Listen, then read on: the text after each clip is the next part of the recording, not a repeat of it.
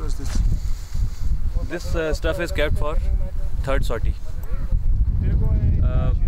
Less priority stuff basically. It comprises of everything like what all is kept in priority 1 stuff.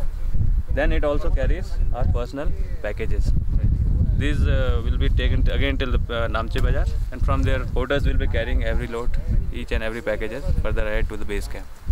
So this is how we have planned our loads. And what's in this drum? Yes. Carries everything, like in some of the drums this is like marked for camp 2 and some of the stuff for base camp. Once we reach base camp, then we open it, keep say stuff of 8 kgs each have been packed inside this, which again goes further from the base camp in individual packages loads that way. What's the total weight of this? Total weight is approximately 10,500 kgs. And you'll be having 3 trips. We'll be taking 3 trips of chopper. These Royal Nepalese Army is providing us 3 trips, 3 Mi-17 Aptors from here to the base camp. Also 6 members of our team will be going along with this stuff. That includes Major Anand Saru and one of the Sherpa heads. They goes from here basically to ensure smooth transaction of the stuff from here to the Namche Bazaar and further ahead.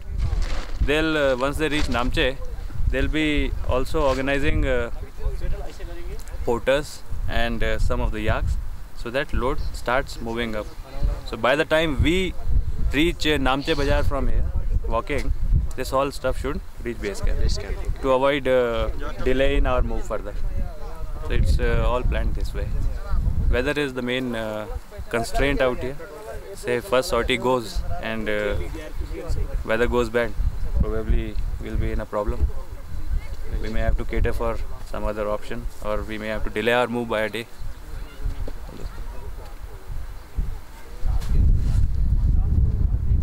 Now we'll be covering all this with tarpaulins.